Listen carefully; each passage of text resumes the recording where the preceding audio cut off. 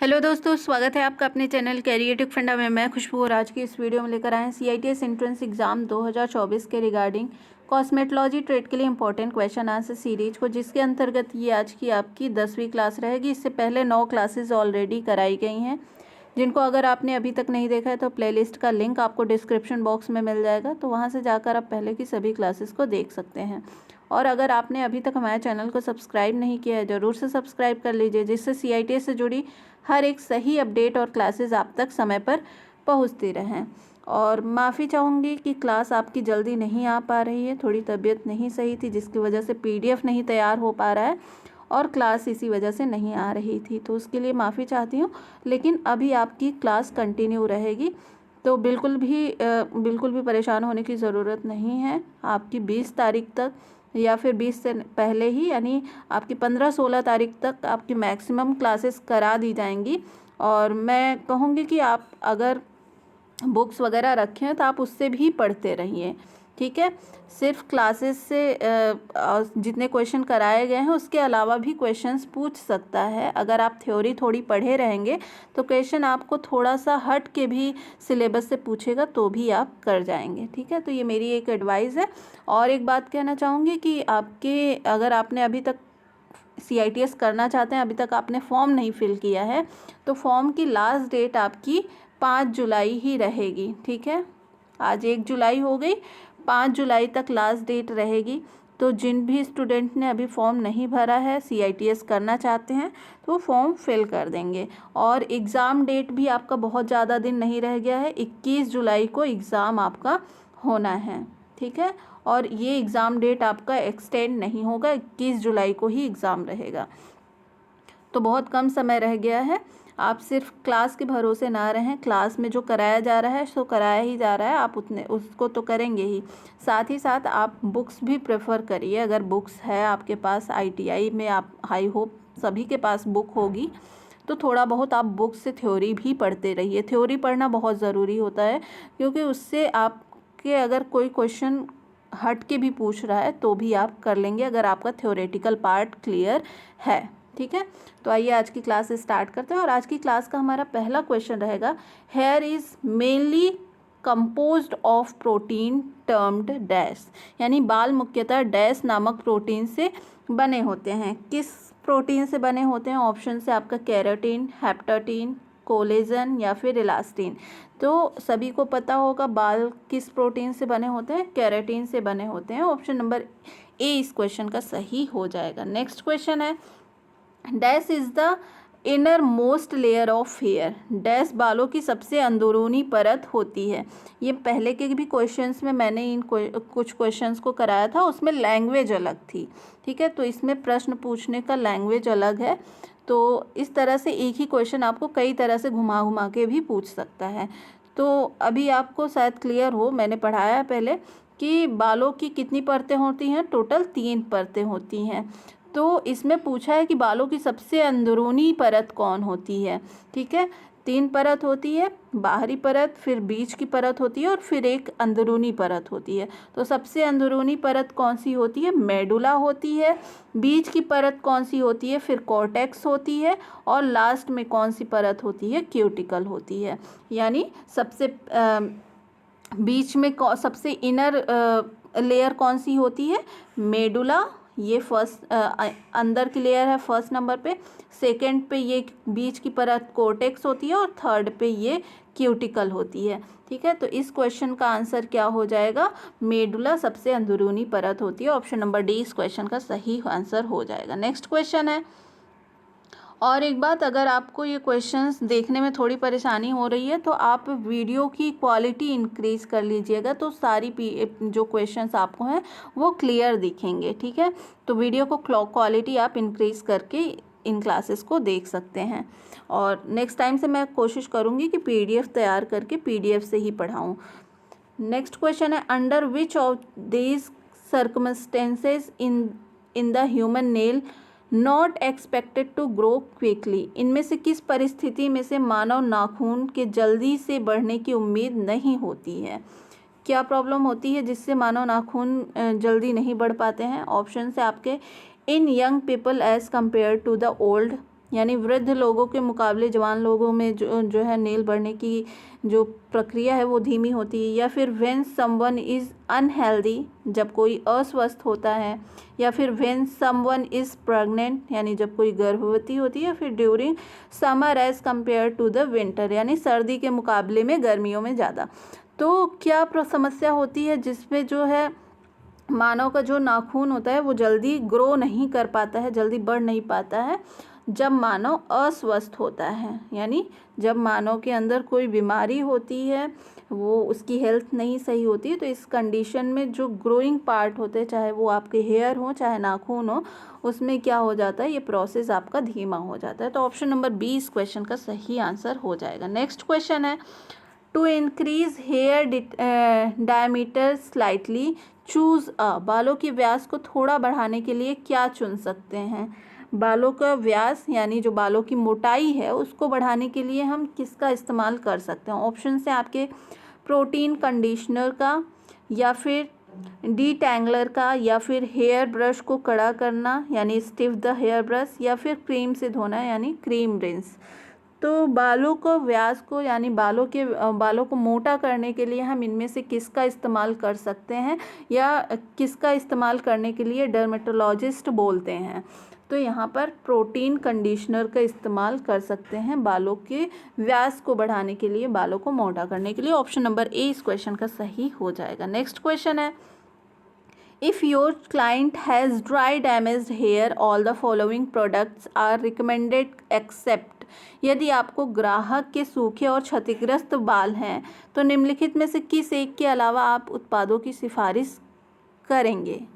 Option से आपका gentle cleansing shampoo, धीमा शैम्पू का इस्तेमाल करें, spray on thermal protection, thermal संरक्षण पर स्प्रे ऑन करें, या फिर लाइट लीव इन कंडीशनर, हल्का कंडीशनर का इस्तेमाल, या फिर एसिड बैलेंस शैम्पू यानी एसिड संतुलित जो शैम्पू है उसका इस्तेमाल करना चाहिए। तो यदि आपके ग्राहक जो हैं उनके बाल सूखे और क्षतिग्रस्त हैं तो उनके लिए क्या आप करना सही रहेगा, एसिड बैलेंस्ड शैम्पू का इस्तेमाल करना उनके लिए सही रहेगा। ऑप्शन नंबर डी इस क्वेश्चन का सही आंसर हो जाएगा। ठीक है, नेक्स्ट क्वेश्चन है,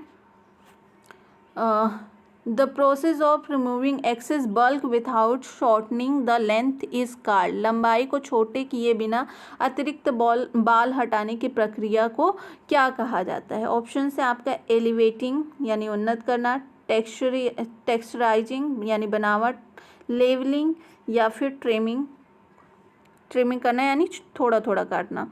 तो यहाँ पर लंबाई को छोटे किया बना अतिरिक्त बालों को हटाने की प्रक्रिया क्या कहलाती है, ये कहलाती है टेक्सचरिंग। ऑप्शन नंबर यहाँ पर बी सही हो जाएगा। टेक्सचरिंग में आपके जो एक्स्ट्रा बाल होते हैं, या आप यूँ कहिए कि लेयर्स में भी जब कटवाते हैं तो कुछ में क्या होता है कि उसमें लंबाई नहीं बढ़ती लेकिन आपके बाल में लेयर आ जाती है।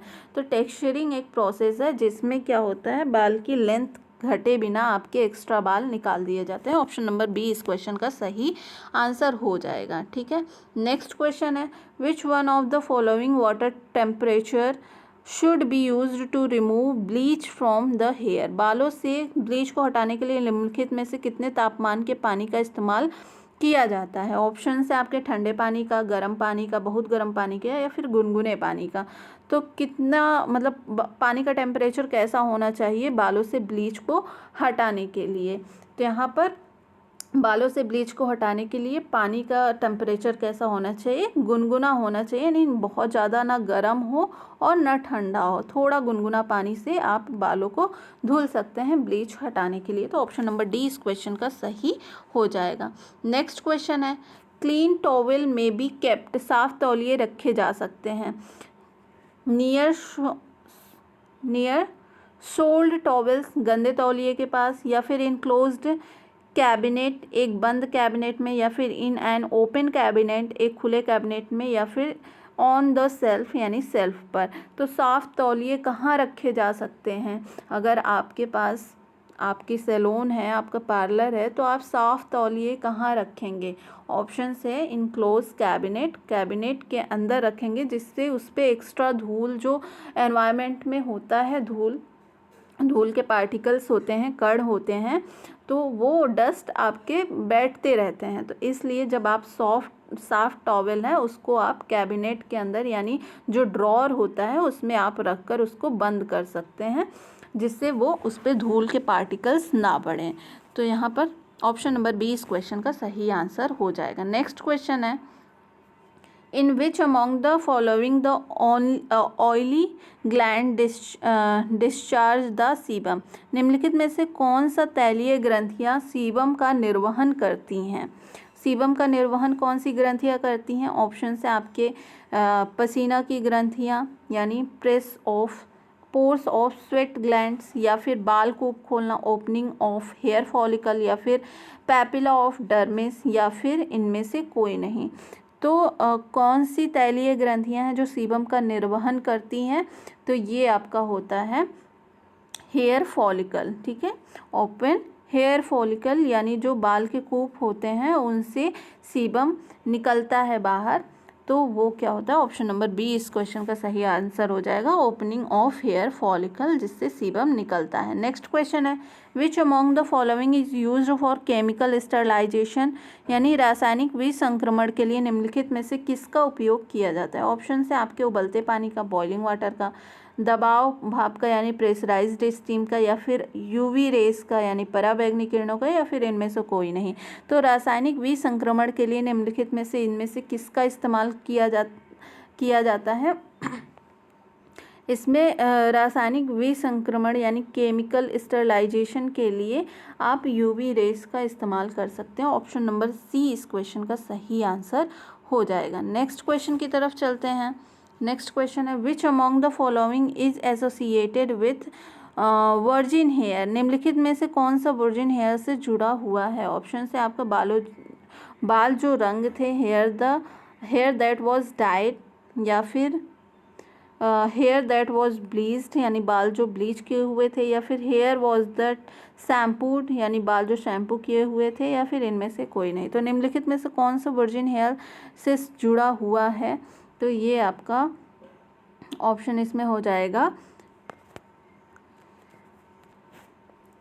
हेयर दैट वाज शैम्पूड, बाल जो शैम्पू किए हुए थे ये आपके वर्जिन हेयर से जुड़े हुए थे। ऑप्शन नंबर सी इस क्वेश्चन का सही आंसर हो जाएगा। नेक्स्ट क्वेश्चन है, which among the following is applicable for manicure implements post use. Manicure करने के बाद निम्नलिखित में से कौन सा उपयोग किया जाना चाहिए? ऑप्शन से आपका वाइप्ड विथ टिश्यू पेपर, या फिर वाइप्ड विथ टॉवल से पोंछेंगे, या फिर washed with soap and water, साबुन और पानी से धोएंगे, या फिर इनमें से कोई नहीं।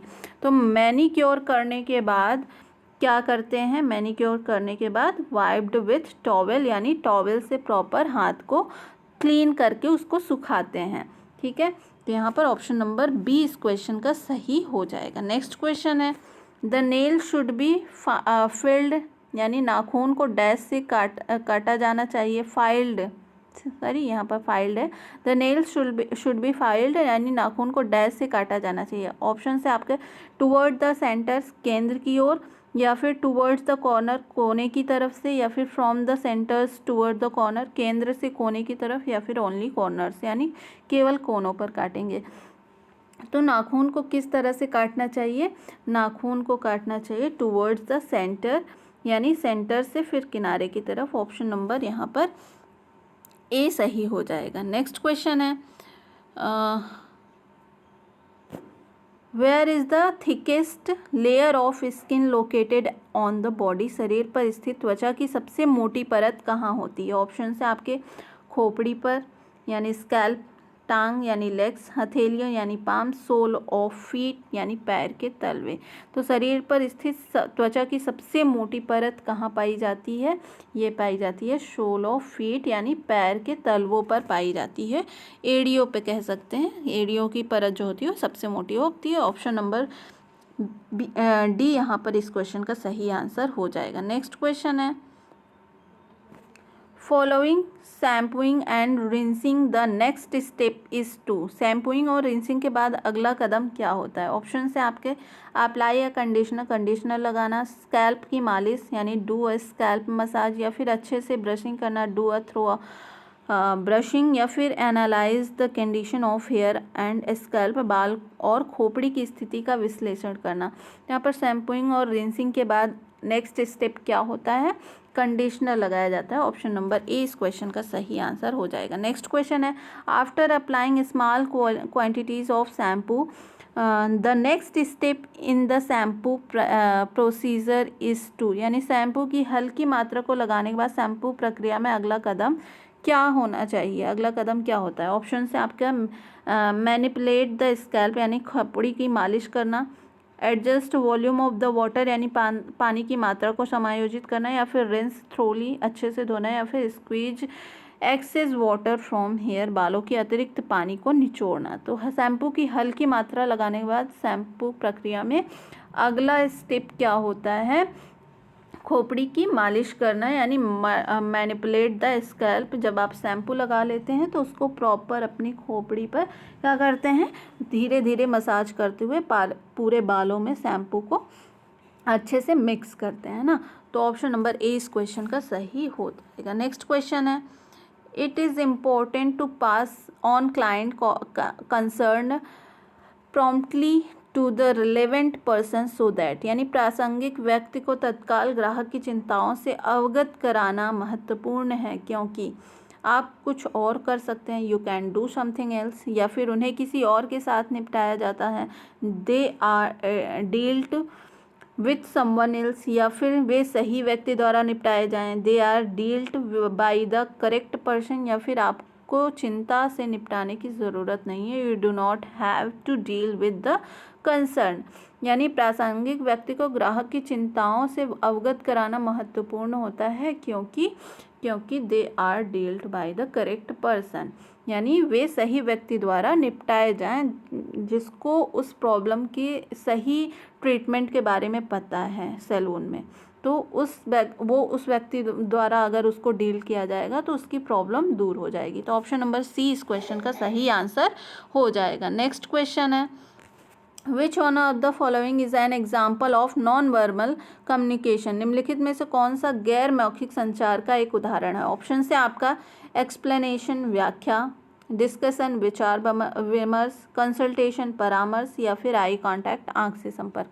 तो निम्नलिखित में से कौन सा गैर मौखिक संचार का एक उदाहरण होता है, ये होता है eye contact. Option number D इस क्वेश्चन का सही आंसर हो जाएगा। नेक्स्ट क्वेश्चन है, गैर मौखिक का मतलब बिना बोले हुए। आप कंसल्टेशन करेंगे यानी किसी को परामर्श देंगे, विचार विमर्श करेंगे, व्याख्या करेंगे, तो उसमें आपको बोलने की ज़रूरत पड़ेगी, जबकि यहाँ पर बिना बोले बोला है तो यहाँ पर आई कांटेक्ट सही आंसर हो जाएगा। नेक्स्ट क्वेश्चन है, which one of the following should be checked regularly for safety, सुरक्षा के लिए निम्नलिखित में से किस को नियमित रूप से जांचना चाहिए। ऑप्शन से आपके द कॉम कंघे को, द ब्रश को, द टूल के टेम्परेचर को, या फिर क्लिप को। यहाँ पे सुरक्षा के लिए निम्नलिखित में से किसको नियमित रूप से जांचना चाहिए, ये है आपका टूल का टेम्परेचर। ऑप्शन नंबर सी इस क्वेश्चन का सही हो जाएगा। बहुत से लोग रेगुलर अपने जो है बालों को स्ट्रेट करते हैं या फिर कर्ल करते हैं, उसके लिए टूल्स का इस्तेमाल करता है जो कि इलेक्ट्रिसिटी से चलते हैं ना। तो इलेक्ट्रिसिटी से फिर टूल का टेम्परेचर बढ़ता है जिससे वो आपके बालों को स्ट्रेट करता है या फिर कर्ल करता है, या फिर आप ड्रायर का भी यूज करते हैं तो वो भी आपका हीट प्रोड्यूस करता है।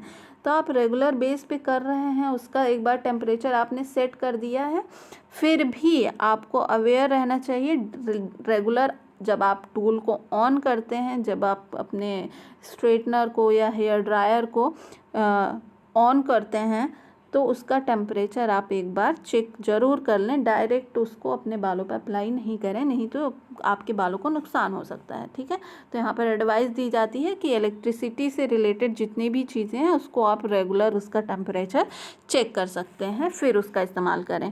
नेक्स्ट क्वेश्चन है, what are the most important details to record when making an appointment दर्ज करते समय रिकॉर्ड करने के लिए सबसे महत्वपूर्ण विवरण क्या हो सकता है। ऑप्शन से आपके saloons name, the service and time of appointment, यानी सैलून का नाम, सेवा और नियमित नियुक्ति का समय, या फिर ग्राहक का नाम, सेवा और नियुक्ति का समय, या फिर स्टाइलिस्ट का नाम, नियुक्ति, सेवा और समय, या फिर नियुक्ति की सेवा और समय। तो यहाँ पर अपॉइंटमेंट दर्ज करते समय जो सैलून्स होते हैं वहाँ पर अपॉइंटमेंट लेकर जाना होता है। करने के लिए सबसे महत्वपूर्ण जो विवरण होता है क्लाइंट का, उसमें से क्या क्या आप वहाँ पर अपने रजिस्टर में लिख सकते हैं, दर्ज कर सकते हैं। तो सही आंसर क्या हो जाएगा इसका? ग्राहक का नाम, सेवा यानी उन्हें क्या ट्रीटमेंट लेना है, और नियुक्ति समय यानी उनको समय बताना होगा कि आप किस समय आएँ तो आपका ट्रीटमेंट हो जाएगा। तो ऑप्शन नंबर बी इस क्वेश्चन का सही आंसर हो जाएगा। नेक्स्ट क्वेश्चन है, how would you adopt a facial for a male client? आप एक पुरुष क्लाइंट का फेशियल कैसे करेंगे? ऑप्शन से आप मॉइस्चराइजर का प्रयोग ना करेंगे यानी do not moisturise, do not steam यानी भाप का इस्तेमाल नहीं करेंगे, डू नॉट मसाज का इस्तेमाल नहीं करेंगे, और do not use cotton wool यानी कपास ऊन का उपयोग नहीं करेंगे। तो आप एक पुरुष क्लाइंट का फेशियल करेंगे, उसके लिए किसका इस्तेमाल यहाँ पर करना चाहिए, नहीं करना चाहिए? तो यहाँ पर option number do not cotton wool का इस्तेमाल नहीं करेंगे। ऑप्शन नंबर डी यहाँ इस क्वेश्चन में सही हो जाएगा।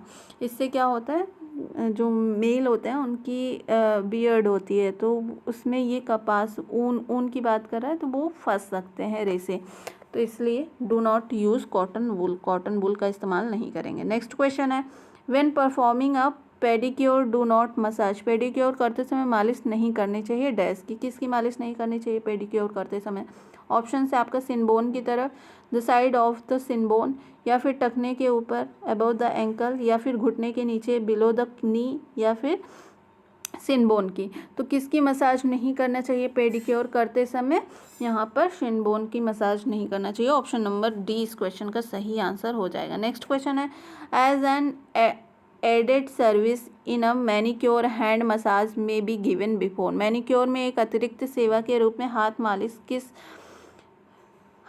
किससे पहले दिया जाता है? ऑप्शन से आपके उंगलियों को, भिगोने वाली उंगलियों को, या फिर कड़ों को धक्का देना यानी पुशिंग क्यूटिकल्स, या फिर फाइलिंग, या फिर पॉलिश। तो यानी मैनिक्योर में एक अतिरिक्त सेवा के रूप में हाथ मालिश किससे पहले दिया जाता है? ये दिया जाता है आपका नेल पॉलिश से पहले। ऑप्शन नंबर यहाँ पर डी सही हो जाएगा। नेक्स्ट क्वेश्चन है, which among the following current is used to beautician? निम्नलिखित में से कौन सा वर्तमान ब्यूटिशियन द्वारा उपयोग किया जाता है? ऑप्शन से टेस्ला का, ओडिन का, डायथर्मी का, या फिर इनमें से किसी का भी नहीं। तो यहाँ पर निम्नलिखित में से कौन सा वर्तमान ब्यूटिशियन द्वारा उपयोग किया जाता है? टेस्ला का इस्तेमाल किया जाता है। ऑप्शन नंबर ए इस क्वेश्चन का सही आंसर हो जाएगा। नेक्स्ट क्वेश्चन है, the first step and professional makeup is? एक पेशेवर मेकअप में पहला चरण क्या होता है? ऑप्शन से क्लाइंट कंसल्टेशन, ग्राहक को परामर्श करना, या फिर आर्चिंग द आईब्रोज, भौहें बनाना, या फिर ड्रैपिंग द क्लाइंट, ग्राहक को वस्त्र से ढकना, या फिर क्लिंजिंग द फेस यानी चेहरे को साफ करना। तो एक पेशेवर मेकअप में पहला चरण क्या होता है? इसमें होता है ग्राहक से परामर्श करना यानी क्लाइंट कंसल्टेशन। आप पहले ग्राहक से बात करेंगे, उनकी समस्याओं को सुनेंगे, उनको क्या क्या ट्रीटमेंट लेना है, उसके बाद ही आप सारा ट्रीटमेंट करेंगे। तो यहाँ पर सबसे पहला स्टेप क्या होना चाहिए? Client consultation. Option number A इस क्वेश्चन का सही आंसर हो जाएगा। नेक्स्ट क्वेश्चन है, before applying foundation to the entire face you can test the colour on the client's? पूरे चेहरे पर फाउंडेशन लगाने से पहले आप ग्राहक के रंग का परीक्षण कर सकते हैं। ऑप्शन से आपके हैं जबड़े लाइन, जॉ लाइन से, आई लिड यानी पलक से, फोरहेड माथे से, या फिर रिस्ट कलाई से। तो फाउंडेशन का इस्तेमाल करने से पहले ग्राहक के रंग का परीक्षण कैसे किया जा सकता है?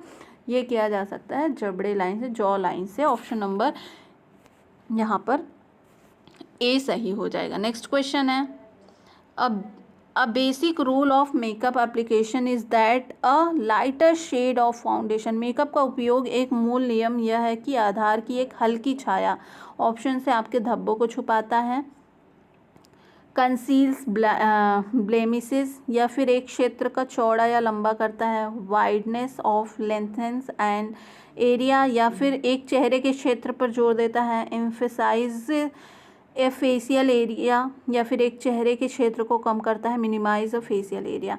तो यहाँ पर मेकअप का उपयोग एक मूल नियम है, यह कि आधार एक हल्की छाया कैसी होनी चाहिए, यहाँ पे एम्फेसाइजेज अ फेशियल एरिया, एक चेहरे के हिस्से पर जोर देता है यानी उसको उभारता है। ऑप्शन नंबर यहाँ पर सी इस क्वेश्चन का सही आंसर हो जाएगा। नेक्स्ट क्वेश्चन है when should you shampoo the hair, आपको बालों को शैम्पू कब करना चाहिए। ऑप्शन है आपका न्यूट्रलाइजर से पहले, बिफोर द न्यूट्रलाइजर, परम समाधान के बाद, आफ्टर द परम सॉल्यूशन, न्यूट्रलाइजर के बाद, आफ्टर न्यूट्रलाइजर,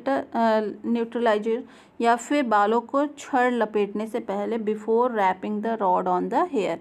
यहाँ पर आपको बालों को शैम्पू कब करना चाहिए, यहाँ पर before wrapping the rods on the hair. Option number D इस क्वेश्चन का सही आंसर हो जाएगा। नेक्स्ट क्वेश्चन है chemically arranging straight hair into the curly form is called, रासायनिक रूप से सीधे बालों को घुंघराले रूप में पुनर्व्यवस्थित करना क्या कहलाता है। ऑप्शन से आपका ब्लो ड्राइंग, या फिर परमानेंट वीविंग, या फिर सोडियम रिलैक्सर, या फिर रासायनिक उपयोग से सीधा करना केमिकल स्ट्रेटनर से। तो यहाँ पर रासायनिक रूप से सीधे बालों को घुंघराले रूप में पुनर्व्यवस्थित करना क्या कहलाता है, ये कहलाता है आपका permanent weaving. Option number B यहाँ पर इस क्वेश्चन का सही हो जाएगा। आज की क्लास का हमारा लास्ट क्वेश्चन रहेगा what is applied to the hair after the perm solution has been rinsed and the hair on the perm rod was towel blotted, यानी पर्म घोल के धोने के बाद बालों पर क्या लगाया जाता है जब पर्म छड़ पर बाल को तौलिए से मलते हैं। ऑप्शन से अमोनिया, या फिर न्यूट्रलाइजर यानी निष्प्रभावक, या फिर पर्म बूस्टर, या फिर बालों का रंग। तो यहाँ पर पर्म घोल के धोने के बाद बालों पर क्या लगाया जाता है जब पर्म छड़ पर बाल को तौलिए से मलते हैं, क्या लगाया जाता है यहाँ पर न्यूट्रलाइजर लगाया जाता है। ऑप्शन नंबर बी इस क्वेश्चन का सही हो जाएगा। तो आज की क्लास में बस इतना ही। आई होप आपको ये क्लास पसंद आई होगी। अगर पसंद आई है तो क्लास को लाइक और चैनल को सब्सक्राइब ज़रूर करें। मिलते हैं नेक्स्ट वीडियो में नई क्लास के साथ, तब तक के लिए बहुत बहुत धन्यवाद।